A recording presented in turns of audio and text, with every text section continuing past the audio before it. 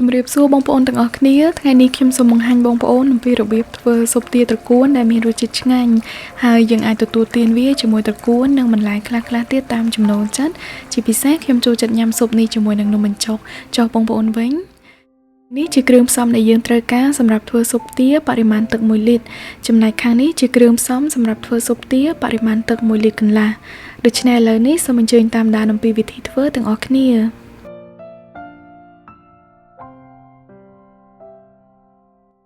ដំបូងយើងត្រូវរំលីងសាច់ទាចំនួន1គីឡូឲ្យចេញជាតិទឹកហើយនឹងខ្លាញ់ជាមុនសិនដើម្បីបំបត្តិក្លិនឆ្អាបនិងក្លិនសាររបស់វា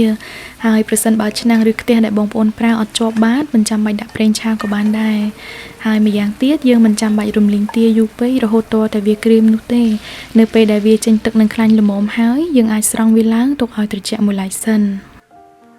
បន្ទាប់មកយើងត្រូវហាន់គល់ស្លឹកគ្រៃឲ្យបានស្ដើងចំនួន2ស្លាបព្រាបាយរួចត្រូវដាក់វាចូលទៅក្នុងត្បាល់បុកហើយសឹមដាក់ខ្ទឹមស3កំពឹសនិងខ្ទឹមក្រហម2មើមតូចល្មមបុកវាចូលគ្នាឲ្យម៉ដ្ឋ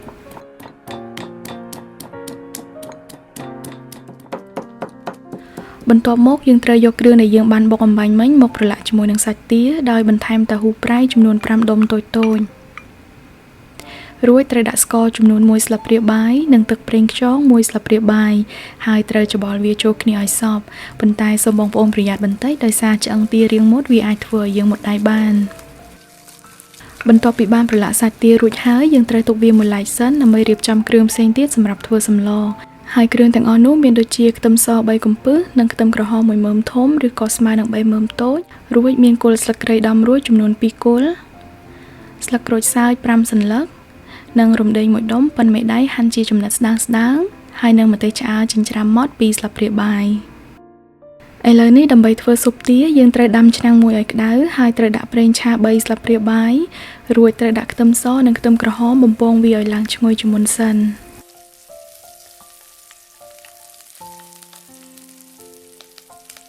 បន្ទាប់មកត្រូវដាក់ម្ទេសចិញ្ច្រាំ2ស្លាបព្រាបាយហើយឆាវាឲ្យឡើងប្រេងក្រហម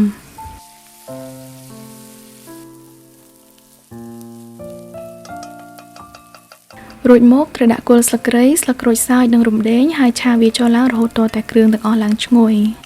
បន្ទាប់មកសូមចាក់សាច់ទាដែលយើងបានប្រឡាក់ទុកអំបាញ់មិញចូលទាំងអស់ហើយឆាវាចូលគ្នាឲ្យសព្វ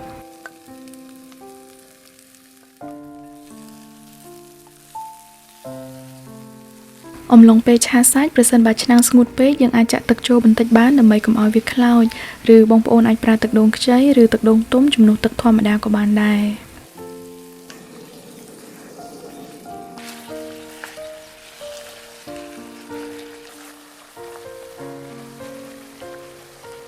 នៅពេលដែលយើងឆាសាច់ចូលគ្នាសព្វល្អហើយយើងត្រូវដាក់អំបិល1ស្លាបព្រាកាហ្វេស្ទើទឹកត្រី3ស្លាបព្រាបាយរួចត្រូវដាក់ទឹកប្រេងខ្យង1ស្លាបព្រាបាយទឹកប៉េងប៉ោះ1ស្លាបព្រាបាយ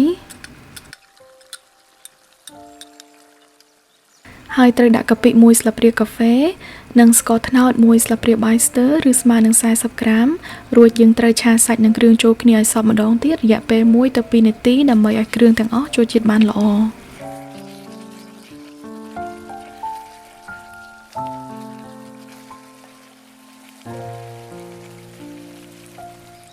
បន្ទាប់មកយើងត្រូវចាក់ទឹកចូលសម្រាប់សម្លមួយឆ្នាំងនេះខ្ញុំប្រើទឹកសរុបចំនួន1លីត្រដូច្នេះសម្លរាងខាប់បន្តិចប្រសិនបើបងប្អូនចង់ឲ្យសម្លរាងរាវជាងនេះអាចដាក់ទឹករហូតដល់1លីត្រកន្លះក៏បាន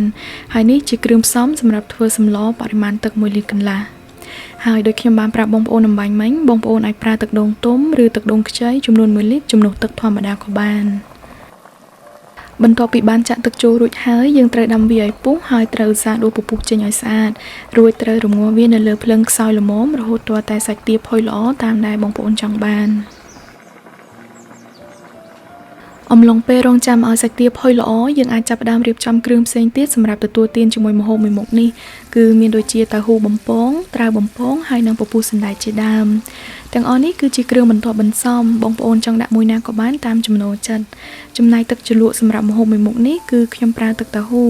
ដូច្នេះប្រសិនបើបងប្អូនចង់ដឹងអំពីវិធីធ្វើសូមអញ្ជើញទស្សនាវីដេអូដែលខ្ញុំបានដាក់មុនវីដេអូនេះ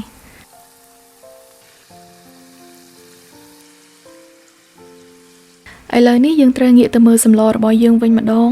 ក្រោយពីរំងាស់សាច់ទាឲ្យផុយល្អហើយយើងត្រូវភ្លក់មើលប្រសិនបើវាឆ្ងាញ់ល្មមហើយចុងក្រោយយើងត្រូវដាក់ទឹកដោះគោស្រស់ចំនួន100មីលីលីត្រឬក៏ស្មើនឹង1វែកសម្លហើយដាំវាឲ្យពុះម្ដងទៀតគឺជាការស្រេចតែបើបងប្អូនចូលចិត្តខ្ទិះដូងជាងទឹកដោះគោអាចដាក់ខ្ទិះដូងជំនួសក៏បានដែរហើយសម្លមួយមុខនេះត្រូវមានរសជាតិប្រៃផ្អែមបន្តិចប៉ុន្តែមិនសូវមុតខ្លាំងពេកនោះទេតែប៉ុណ្ណឹងម្ហូបរបស់យើងបានឆ្អិនរួចរាល់ហើយយើងអាចរៀបចំទទួលទានបានពេលទទួលទានបងប្អូនអាចរំលែកស៊ុបនេះដាក់ទៅក្នុងឆ្នាំងមួយទៀតហើយដាំវាឲ្យពុះបន្ទាប់មកសម្រាប់ត្រកួននិងបន្លែផ្សេងៗហើយដាក់ទៅហ៊ូនិងត្រាវតាមចំណង់ចំណូលចិត្តអរគុណច្រើនបងប្អូនទាំងអស់គ្នាដែលបានចំណាយពេលទស្សនាវីដេអូរបស់ខ្ញុំនៅថ្ងៃនេះប្រសិនបើបងប្អូនមានសំណួរឬយោបល់សូមសរសេរ comment នៅខាងក្រោមហើយសូមបងប្អូនជួយចុច like និង subscribe YouTube channel និង Facebook page របស់ខ្ញុំផងហើយសូមជួយ share វីដេអូនេះឲ្យបានច្រើនផងដែរអរគុណច្រើនជម្រាបលា